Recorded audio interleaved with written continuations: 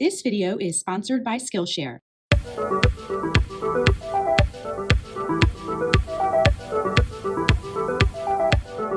Hi everyone, it's Jennifer from Fiberflux. In this video, I'm going to show you how to crochet this beautiful sea lettuce shawlette. This is a triangle shawlette, not quite as big as a regular shawl, although working more rows of our pattern will make a shawl as large as you like, but we're going to make like kind of a smaller version, just a little something to throw on. We're going to start at the bottom here, and we're going to be using the cluster V stitch, and we're going to start at the bottom and work outward and upward until we get this lovely triangle. Now I've used some just kind of some tonal yarn. It's sort of like aqua and green, but some self-striping yarn, solid, anything you like would be great for this project. The stitches are really fun to do, but they'll show off your yarn beautifully. They're simple enough to kind of show off different types of yarn. Now our finished piece measures from the top edge of our triangle about 41 inches.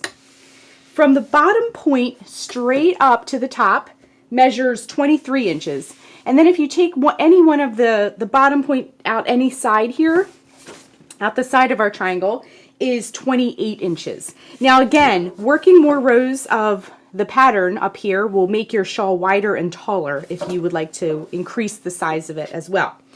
Now this pattern is also free on the blog. If you'd like to see the written pattern, the link is down below. If you'd like to get an ad-free PDF of this pattern, you can click the link below too. I have them in my shop. And I also have a Fiberflux Gold Pattern Club where each month my patrons get a booklet of all the month's patterns as well. So you can get this pattern in lots of different ways. So let's get started. Before we move on to the supplies, let's take a look at today's sponsor. Skillshare is an online learning community with thousands of inspiring classes for anyone who loves learning and wants to explore their creativity and learn new skills. Invest in yourself and your personal growth. If you have a specific skill you're trying to learn, Skillshare is the perfect place to start. From photography and illustration to graphic design, freelancing, and lots more, you can find classes that will match your goals and interests. The class I tried with Skillshare was called Revolutionary Self-Care, Embrace, Nurture, and Grow Your Authentic Self with Chidera. And I learned so much and it was so interesting, and the instructor was very engaging and fun. Explore the Skillshare library completely free for 1 month. The first 1,000 people to use the link will get 1 month free trial of Skillshare. You can explore the entire library and the link is down below. It's the very first line in the info box, so definitely check that out. Thanks, Skillshare. For this project, you'll need a pair of scissors, a tapestry needle. A tape measure is super helpful to get the length that you want. We're going to be using a 5.5 millimeter eye crochet hook. This is my Furls Odyssey in Lime. I'll put the link down below if you'd like to get one for yourself, as well as a coupon code. For our yarn, we're going to be using 472 yards of DK weight yarn. I have here the yarn I'll be using. It's called Aldine Wools. This is a knit crate yarn. The Aldine Wools Halo DK, and this colorway is called Malachite. It's kind of like a turquoise and like a bright green color, but I'll be using a total of 472 yards of DK weight yarn. Just as a side note, each one of these is 236 yards, and this is an alpaca merino blend, and it does come in dye lots. I can put the link down below for Knit Crate as well, and a coupon code for them if you'd like to check out their yarn as well. So let's get started. So like I mentioned before, we're going to be working the cluster V stitch. We're going to start at the bottom point and work our way upward and outward until we have a large triangle. So to begin, we're going to put a slip knot on our hook. Wrap the yarn around your fingers to make a loop, bring the yarn behind the loop, reach in with your hook, bring up a loop, and tighten. Then what we're going to do is, let me get my yarn under control here, then what we're going to do is we're going to chain 8. So to make a chain, wrap the yarn around your hook and bring it through the loop. That's 1, 2, 3, 4, 5, 6, 7, and 8. Then for our first row, row 1, in the 5th chain from the hook, we're going to work our first cluster V. So this loop here does not count. So go 1, 2, 3, 4, and 5. So this chain here where my thumb is, we're going to work our first cluster V. So to do that, wrap the yarn around the hook, insert the hook into that 5th chain from the hook, and bring up a loop. You'll have 3 loops on your hook. And you know what? Let me just zoom in a little bit more so you can see better what I'm doing here. So again, you'll have 3 loops on your hook. Wrap the yarn around the hook, bring it through the first 2 loops. Wrap the yarn around the hook, insert it back into that same chain, and bring up a loop. You'll have 4 loops on your hook this time. Wrap the yarn around the hook, bring it through the first 2 loops once again. You'll have 3 loops now. Wrap the yarn around the hook, bring it through all 3 loops. And that's the first half of our little cluster V. Chain 2, 1, 2, that'll make the middle part. And then we're going to work the other half of it. Wrap the yarn around the hook, insert it into that same chain, bring up a loop, 3 loops are on your hook. Wrap the yarn around the hook again, bring it through the first 2 loops. Wrap the yarn around the hook, insert it back into the same chain and bring up a loop. Once again, you'll have 4 loops. Wrap the yarn around the hook, bring it through the first 2 loops. Wrap the yarn around the hook, bring it through all 3 loops. So here's our first little cluster V of our shawl. Okay, what we're going to do now is skip 2 chains, and in that very last chain, we're going to do another cluster V. Okay, so let's go real slow once again. Wrap the yarn around the hook, insert it into that last chain, bring up a loop, 3 loops on the hook. Wrap the yarn around the hook, bring it through the first 2 loops. Wrap the yarn around the hook, insert it back into that same chain and bring up a loop. 4 loops are on the hook now. Wrap the yarn around the hook, bring it through the first 2 loops. Wrap the yarn around the hook, bring it through all 3 loops. Chain 2. And then in that same chain, we're going to do the other half here. Wrap the yarn around the hook, insert it into that chain, that same chain, and bring up a loop. 3 loops on the hook. Wrap the yarn around the hook, bring it through the first 2 loops. Wrap the yarn around the hook, reinsert it back into that same chain and bring up a loop. 4 loops are on the hook. Wrap the yarn around the hook, bring it through the first 2 loops. Wrap the yarn around the hook, bring it through all 3 loops. Row 1 is complete. Super easy. And this tail here, I'm going to leave this at the bottom till the end. That will indicate the bottom. When we're sort of in the early stages of these shawlettes and shawls that we make, it's helpful to have that tail. That'll show you the middle bottom of your piece as you're working on it and starting to grow it. Let's move on to row 2 next. Row 2 is the row that you'll repeat for the whole rest of the piece, okay? So super easy to learn. And by, a row or 2, you'll have it down pat.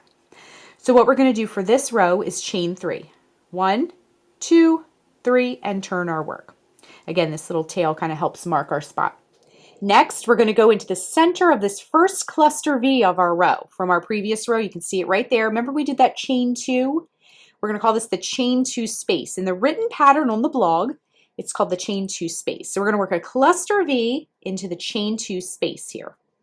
So wrap the yarn around the hook, insert it into the center of that cluster V and bring up a loop. 3 loops on the hook.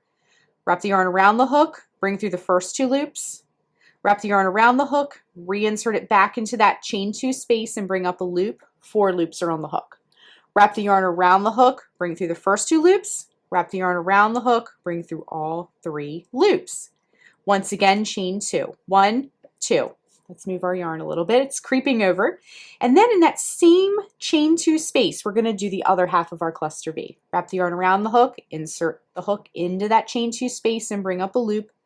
3 loops on the hook. Wrap the yarn around the hook, bring through the first 2 loops. Wrap the yarn around the hook, reinsert it back into that chain 2 space, bring up a loop. 4 loops on the hook. Wrap the yarn around the hook, bring it through the first 2 loops. Wrap the yarn around the hook, bring it through the all 3 loops rather. Okay, so you can see that they're going to be sort of stacked on top of one another, sort of like the V stitch, but a little bit more to it, a little bit more substantial looking. Okay, hop over to that next cluster V right there in that chain 2 space in the center of that V. We're going to wrap the yarn around the hook, insert the hook into the center, that chain 2 space, and bring up a loop.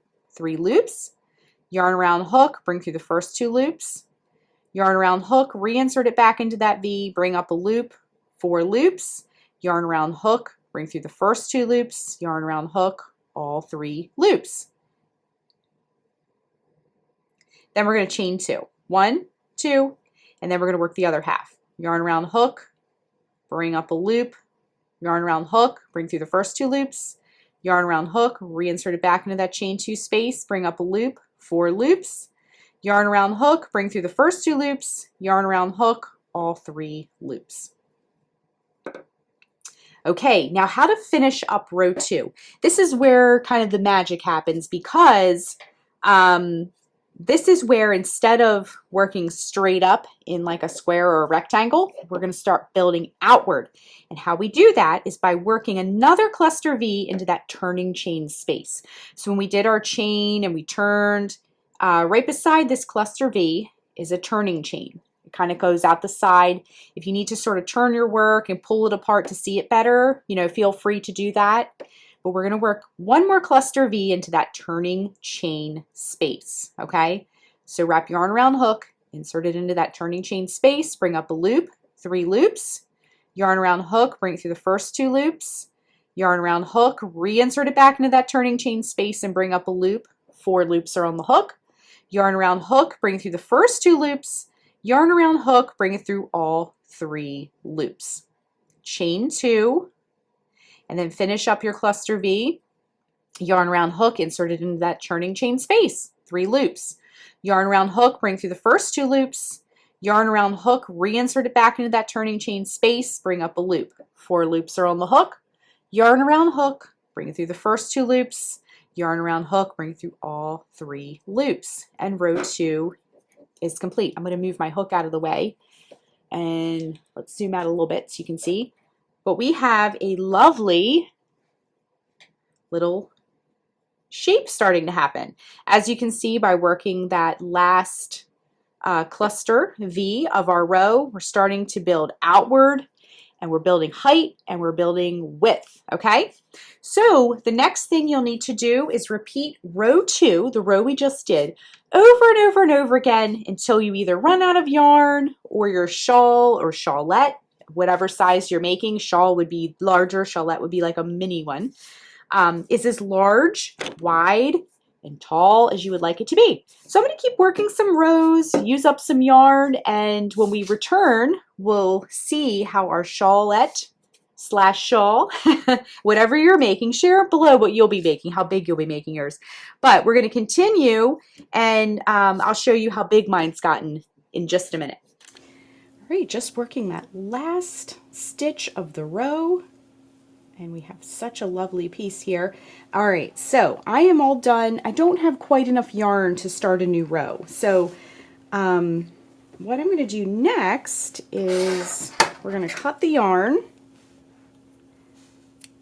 and we're going to fasten off. So just wrap your yarn around your hook and bring it through the loop and just pull tight to secure. And then all you have to do is weave in some ends. So I have just a few, not too many. We have one where we started and one where we ended, and then where we joined the second ball of yarn. So I'll show you how to do one of these. All you're going to do is thread your needle, and then you're just going to go in through these stitches. Now these are V stitches, so we do have some decorative holes, so just try to stay in the middle of all these loops as you travel through with your needle. This is completely reversible, so you want to be mindful of that as you're weaving in your ends. So I like to just go in one direction, come back in the other direction,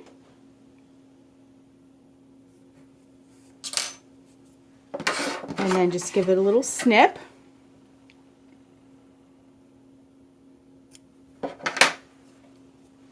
And then you can do the same with your other ends as well.